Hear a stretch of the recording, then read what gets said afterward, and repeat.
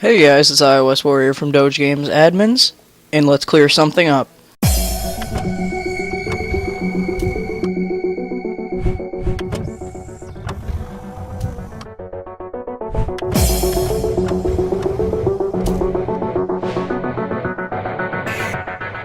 Today, we're going to be talking about the most common misconception that console gamers have about PC gaming. And there are way too many misconceptions than there are way more than one misconception that console gamers have about PC gaming. I'm going to start off with the first and biggest one. Oh, you have to have this like $2,000 to $3,000 computer to play any game at like its max settings, and that's one of the biggest misconceptions ever. Let's see here. I have an AMD A4 6300 3.7 gigahertz dual core processor. Now that 3.7 gigahertz, and let's look at the caches. 1 by 64 kilobyte instruction, 2 by 16 kilobyte data, and that's kind of low. But 1 by 1 megabyte L2. This is a medium to high end processor, and it's at $50. The motherboard, I honestly don't think matters. I just think it's whatever works, and if it has a nice BIOS, it'll work. And Gigabyte is known for having nice BIOSes. This is just a simple motherboard with all the slots that I need. It's $34.69 with a $10 mail-in rebate, so it was $44.69. I've got 4 gigs of RAM, and 4 gigs. This is, it is 1333 megahertz, so that's somewhat high-end memory, but it's one stick of 4 gig memory. So I want you guys to keep that in mind. Now that is kind of low bandwidth since it's one stick. That's one memory channel that everything's got to go through, so I may split that into 2. And here's the big part about computers that you want to use for gaming is the CPU and the GPU. So here's an XFX Radeon. It's I know it's really not that. According to many PC gamers, this isn't that pretty of a graphics card, and the only reason that people say that this isn't pretty is because it doesn't have those retarded-looking shapes and crazy, like, green nitro sparks all over it that NVIDIA just loves to play with, and NVIDIA, your graphics cards look stupid. And this is a very uniform graphics card. It's an XFX Radeon R7 250, and I got a Radeon over a NVIDIA because NVIDIAs are low price and high performance, but Radeons are medium price and extremely high performance. And I also was going to use this computer for Minecraft builds, and Minecraft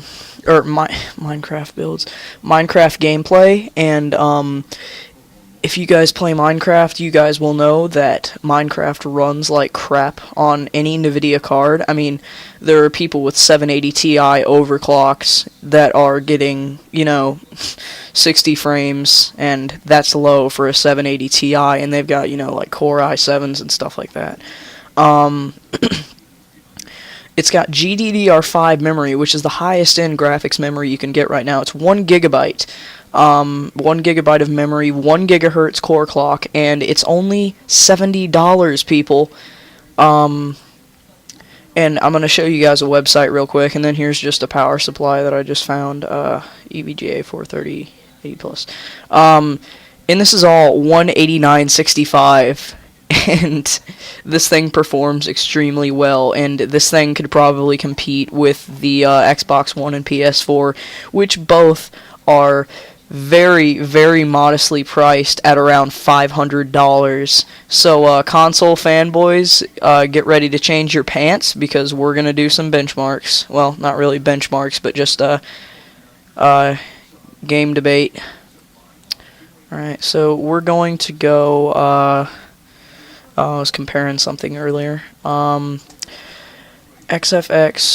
Radeon, or no, not XFX, just Radeon R7 250, 1 gigabyte.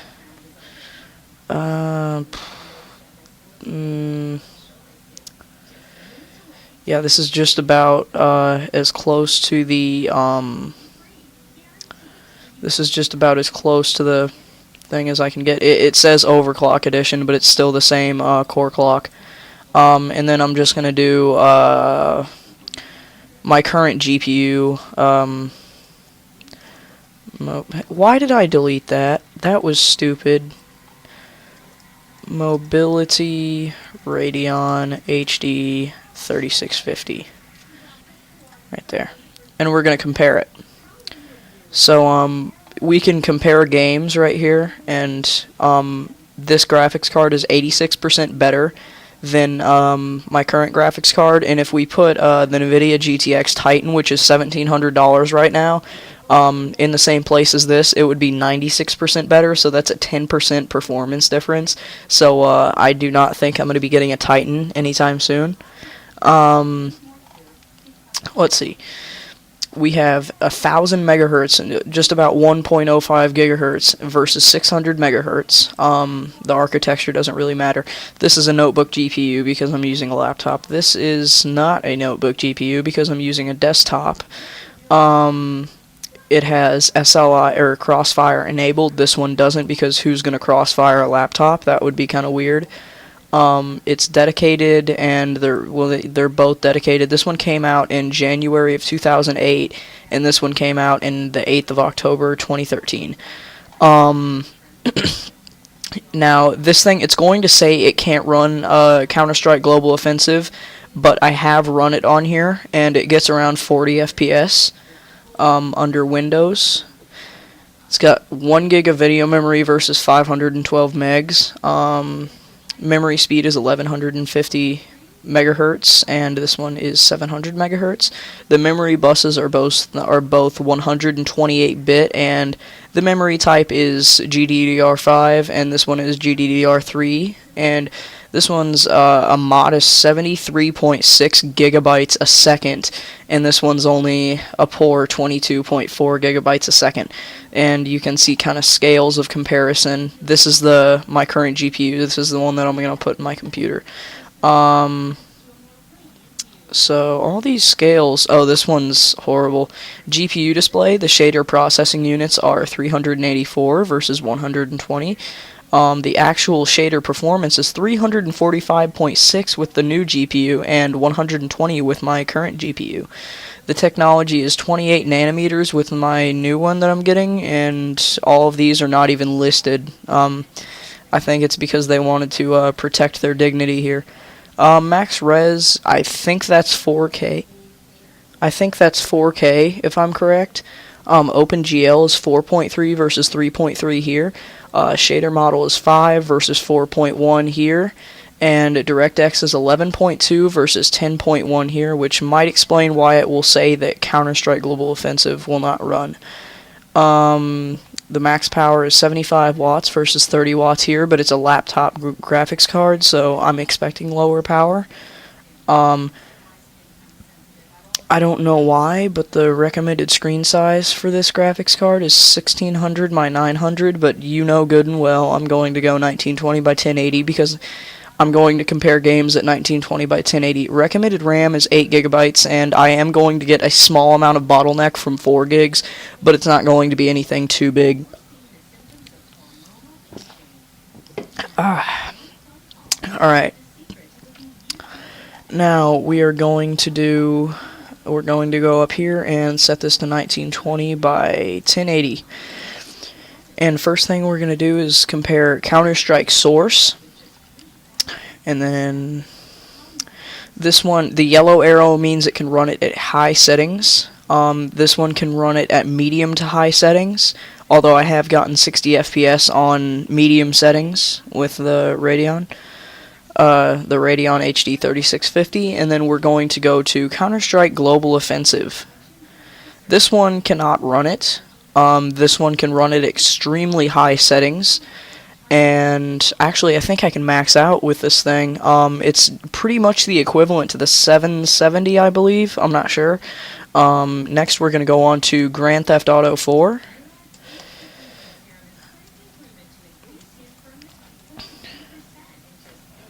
Grand Theft Auto 4 and compare.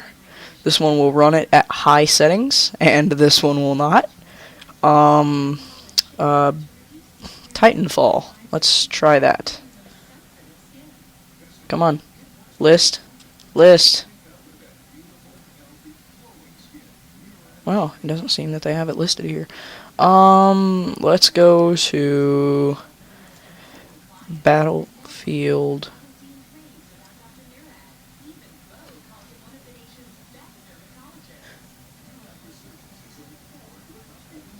Let's go to Battlefield 3. And it runs it at medium to high settings versus not even running it at all. Let's try Battlefield 4.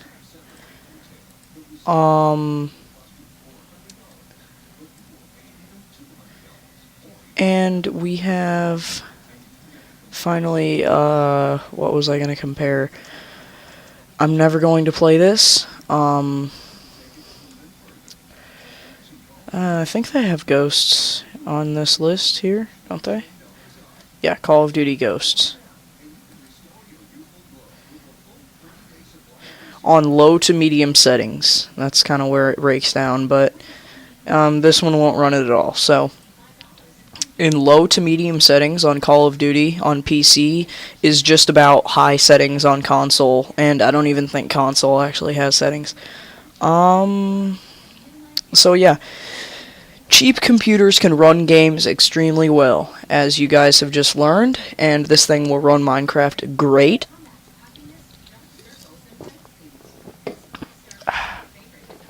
And so you're wondering why I have an APU with a GPU, because the GPU is better, but it doesn't matter.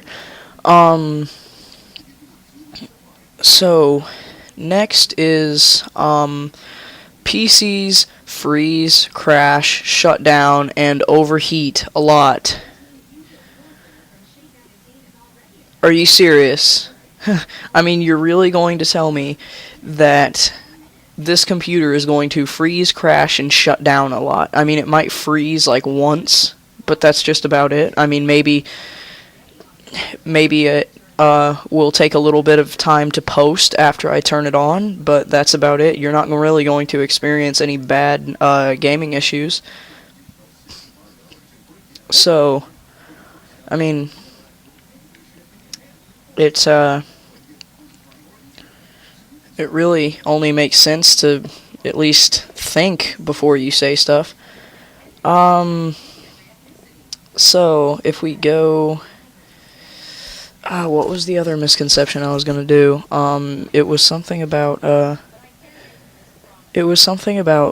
gaming performance. Or no, it was support. Oh, well, on PC, they don't have any support and the controls are bad. Really? You take a game like Counter-Strike Global Offensive, or one of the best story-driven games ever, Half-Life 2. You go Half-Life 2, Counter-Strike Global Offensive, the original Counter-Strike, which came out on Xbox. You take Portal actually. You take any of the Valve games, Left 4 Dead, anything like that, and you tell me that they're worse on PC and have less support than they do on consoles, and I'm going to laugh in your face. Because if you ask me, because I've played Source games on consoles, I've played Valve games on consoles, and in my completely honest opinion, and I guarantee you, well, in my completely honest opinion, and in fact, they are trash on consoles compared to PC. So, just keep that in mind the next time you open your mouth about how unsupported PC gaming is. Now, the next part, controls are bad. So you're telling me that using WASD to move around and using the mouse to look is too complicated for you? Either you're a complete idiot or you have no arms.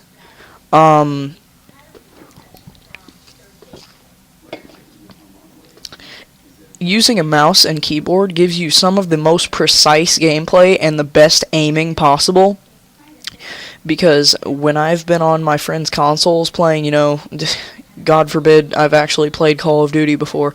Call of Duty, Minecraft, me and my friend went to the Nether in Minecraft on the PS3, and we were trying to shoot down ghasts, and the controls were so horrible. I could not stand using a joystick because, number one, even at the max sensitivity, it moved so slow. And it was very hard to get it in just the right place to the point that it actually worked. And you can't be like, I can move the mouse pixel by pixel if I'm real careful. You can see my cursor very slightly moving here. But on console, it would probably go like this, just from tapping the joystick. So if you're going to tell me that bad controls means using WASD space, shift, control, and your number row, if not your scroll wheel, and using a mouse is bad controls, then I'm gonna laugh in your face, because quite obviously you've either only used a PC once to game, if at all, or you just don't know anything that you're talking about. But yeah, hope this clears it up for you guys, and these were the biggest misconceptions about PC gaming that I've heard from console gamers. Thank you, and I will see you guys next time. What's the key here?